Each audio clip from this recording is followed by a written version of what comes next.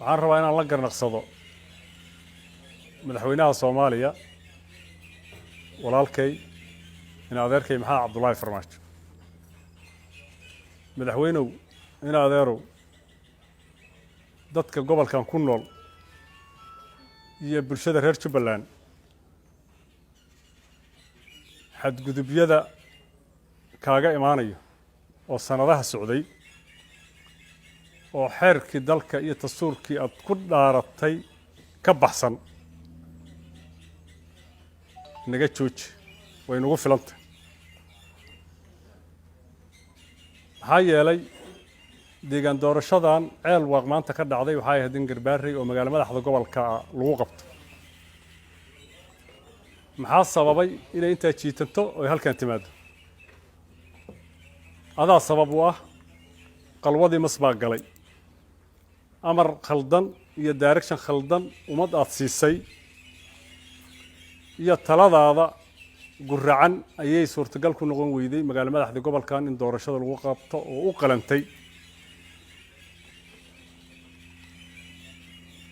taas oo gaal iyo islaamba ay maanta marxaati ka noqdeen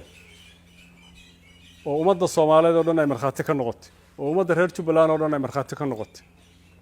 sababtayna in la bedelo oo guddigii hirgelinta doorashooyinka heer federaal ay bedelaan oo ra'iisul wasaaraha doorashada hogaaminay ku raaco oo la yiraahdo waa gar maanta halka lagu ma qaban karo degmada kale oo lagu qaban karo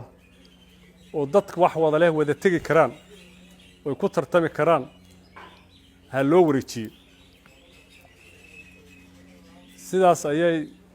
madaxda ceel waqti joogto ama heer maamul ama heer amni iyo salaadiinta iyo shacabka reer ceel waqay maanta sharafta ku heleen in la yiraahdo ayaga mudan maxaa yeelay inta waxa ka dhaxeeyeen meesha kale wada tagi karaan ayagoo kala aragti gidisan kala fikir ah kala damac ah oo ku tartami karaan oo sidaan oo kala hawshooda ay ugu dhamaan kartaa ayay ceel waq ku guuleysatay magaalo madaxdii sharafta lahayd oo aan runtii aad iyo aad ugu xumahay kana xanuunsanay taariikhdan sheegi doonto waxaad geysay ciidan amar ku qabo in dadka gobolkan ay kala qaybiyaan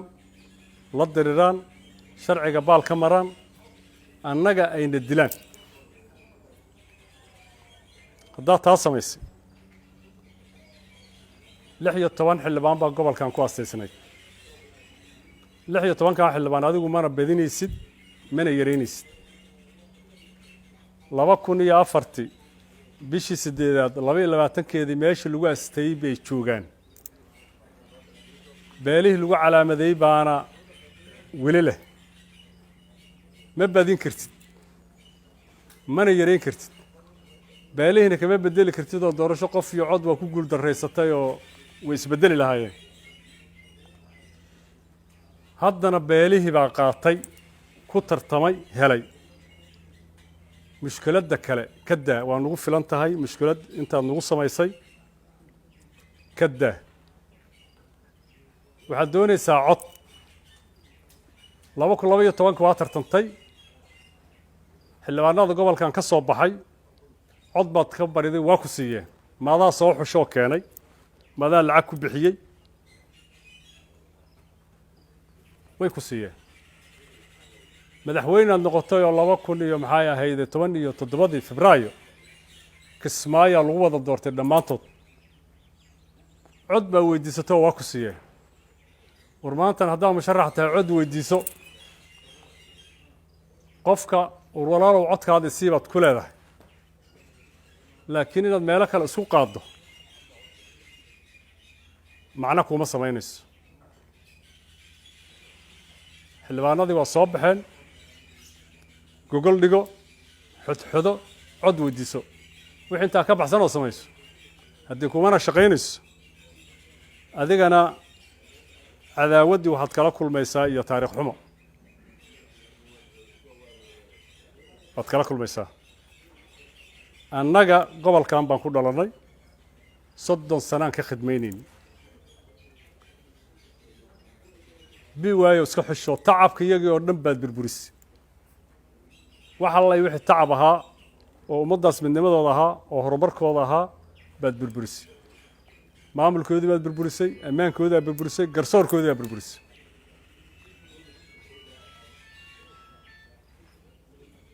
waa maxay waxa kaaga lumay oo Soomaaliya gobolkan kaga gedisan yahay beebihii Istanbul Soomaaliya ka heshay iyo birgeerkii buuraamiro wadariska ahayn iyo boqolaal dhalinyaro Soomaaliyeed oo qarannimadii ku qabaansatay intaad adeegsatay inaad annaga nagu beegsato xal ma aha oo amaankiyagii iyo midnimadayadii ciidankii baad kala qaybisay maamulkii baad kala burburisay bulshadii baa kala qaybisay adeero billah عليك madaxweynuhu ina adeero inta way nagu filantay gobolka iyaga iyo state-ka iyaga ka joog والله way nagu filantay enough is enough enough is enough halkan ilaahay baa inoo khalqay Kenya diris la nahay 900 kilomitir Ethiopia diris la nahay macaabil walaalnimo ay naga dhaxeeyo qaranka iyagii markuu burburay waa cuskanay iskuuladoodan baranaa deeqda cross border nooga timaado waa macaamilna nalka nooga yimaado sharciga nooga yimaado cadow nooma aha adigu danahaada guraacan iyo ummadda Soomaaliyeed jahawareerka ku sameynaysa kada halka ciidan am Soomaha ceel waqtigan garbaareen ciidan am Soomaha jooga waxaad ummadda Soomaaliyeed leedahay garbaareen waa meel Soomaaliyeed ceel waqna waa Kenya oo walaba ciidan oo am Soomaha oo sharci ku jooga dalka oo mid walba ammaanka ka nagala qayb qaato marka garbaareen Ethiopia bay noqonay ceel waqna Kenya bay noqonay waxaas sax maaha ummadda jahawareerinayso iyo dadkan xilkaska ahayn oo sharafta gobolkan iyo shacabkan aad ku qarribtay ummadan oo caaytamay oo waajibaadka siisay inay bini aadamka caayaan ka joog shaatiga qaranka iyo madaxtinimada iyo xeerka ku dhaaratay iyo ilaahay dartii nooga xisho waa bil Ramadaan aad iyo aad baa mahadsantihiin hadalka waa garnaqsi waana caqabad إنه هرتاجن وي